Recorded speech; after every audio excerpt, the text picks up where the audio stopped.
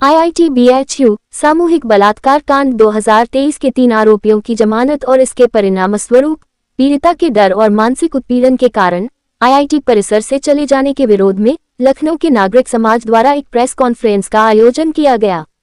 यह मामला 1 नवंबर 2023 का है, जब वाराणसी के बीजेपी IT सेल से जुड़े सक्षम पटेल, आनंद चौहान और कुणाल पांडे नाम के 3 लड़कों ने IIT BHU परिसर में एक लड़की के साथ सामूहिक बलात्कार किया था।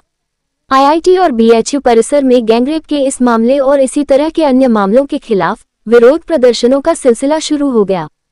3 नवंबर 2023 को BHU के प्रमुख स्टूडेंट्स द्वारा अनिश्चितकालीन धरने का आयोजन किया गया था। जब आंदोलन ने गति पकड़ी और यह मामला हर मीडिया में दिखाया जाने लगा तो ABVP BHU के सदस्यों द्वारा उन प्रदर्शनकारियों को पीटा गया और लड़कियों के साथ छेड़छाड़ की गई। उल्टा धरनारत स्टूडेंट्स के खिलाफ SC और ST अत्याचार निवारण अधिनियम 1989 सहित विभिन्न गंभीर आरोपों में प्राथमिकी दर्ज की गई थी। आखिरकार इन छात्रों को सितंबर 2024 में सामूहिक बलात्कार के खिलाफ विरोध प्रदर्शन करने के लिए BHU प्रशासन द्वारा निलंबित कर दिया गया था। इस बीच तीनों आरोपी खुलेआम घूम रहे थे और मध्य प्रदेश विधानसभा चुनाव 2023 के दौरान BJP के लिए प्रचार कर रहे थे। सोशल मीडिया पर उनकी कई तस्वीरें हैं जो PM Narendra Modi, UP CM Adityanath, Smriti Irani, JP Nadda और कई अन्य शक्तिशाली BJP हस्तियों के साथ उनके संपर्क को दर्शाती हैं। अंततः 30 दिसंबर 2023 को उन्हें वाराणसी से गिरफ्तार किया गया। उन्होंने अपने बयान में कबूल किया कि कैंपस में पहले भी उन्होंने इस तरह की घटनाओं को अंजाम दिया है। अभी दिसंबर 2024 में 11 महीने की कैद के बाद ही उन्हें जमानत मिल पाती है, जो हमारे समाज के लिए शर्म की बात है। कार्यपालिका और न्यायपालिका का गठजोड़ इस तथ्य से स्पष्ट है कि राजनीतिक असहमति जताने वालों को बिना सुनवाई के मनगढ़ंत मामलों में कैद कर दिया जाता है। उमर खालिद, मीरान हैदर, गुलफिशा, शर्जील इमाम, खालिद शफी, महेश राउत, रोना विल्सन, सुरेंद्र डार्लिंग, ज्योति जगताप, रमेश गायचोर, हनी बाबू आदि कार्यकर्ता कई वर्षों से बिना पैरोल और जमानत आदेश के न्यायिक हिरासत में हैं। जबकि भाजपा ने राम रहीम, कुलदीप सिंह सेंगर, चिन्मयानंद और कई अन्य लोगों की रक्षा की। बलात्कारियों या इसी तरह के गंभीर मामलों के आरोपियों को न्यायपालिका से अत्यधिक राहत दी गई है। राम रहीम को हाल ही में 4 साल की कैद में 16वीं पैरोल मिली है। यह आधारित न्यायपालिका जनविरोधी है और सत्तारूढ़ दल की सेवा कर रही है।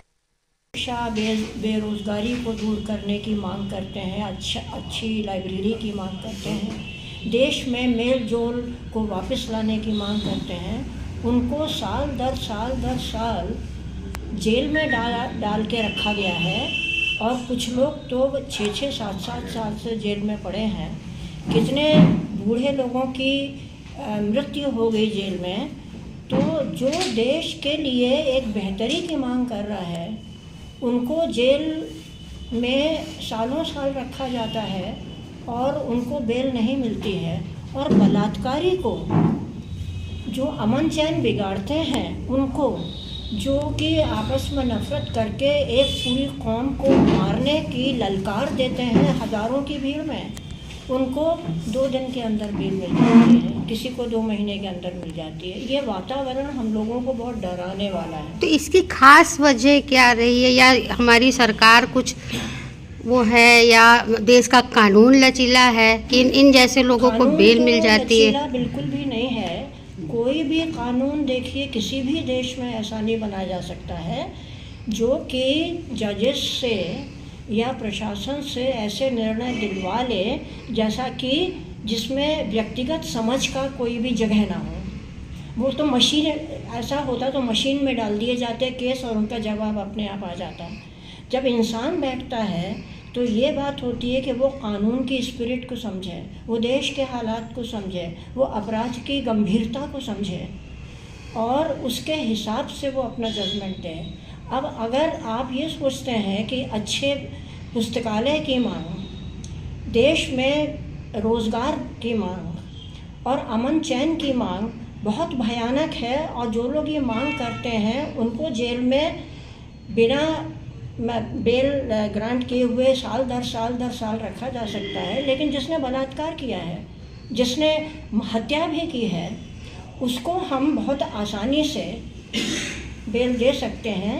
ये अपने आप में एक बीमार समाज का द्योतक है, उसका एक इंडिकेटर है। और ये बात हम लोग को जितने लोग यहाँ पर हैं सामाजिक कार्यकर्ता हैं, आप इन लोगों के जो इतिहास है वो हम लोग लखनऊ के हैं, हर कोई तो थोड़े बहुत 100-200 लोग तो लखनऊ के जानते ही होंगे, आपकी कुछ परिचय जरूर पूछ लीजिए। हम लोगों ने कभी कोई पॉलिटिकल फ़ायदा उठाया हो, हम लोग कभी किसी इलेक्शन में खड़े हुए हों, किसी पार्टी की मीटिंग्स में गए हों, किसी हमने राजनीतिक किसी पद का लाभ किसी तरह से उठाया हो, तो हम लोग वो लोग हैं जो कि देश की बेहतरी के लिए कोशिशें करते आए हैं और अपना जीवन का बहुत कुछ समय और ताकत लगाई है उसमें। तो देश की सरकार से या यहाँ के जो कानून हैं, तो आप क्या अपील करना चाहेंगी जो ये मुद्दे को जो है सुचारू रूप से देखा जाए और जो भी होते हैं मतलब पीड़ित उनको न्याय मिल सके? तो आपकी क्या जो है तो देश की सरकार से क्या अपेक्षा है?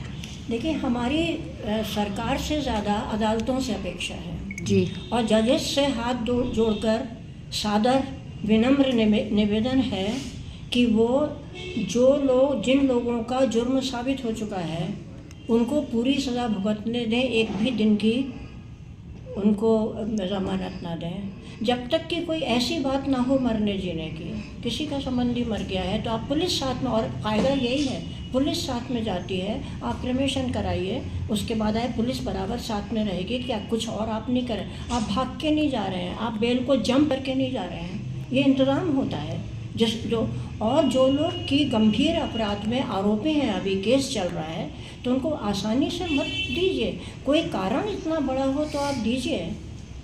जो बनारस हिंदू यूनिवर्सिटी का जो केस था, देखिए उसकी पूरी इतिहास आप देखिए, अभी ये पुराना नहीं है, 1-2 साल पहले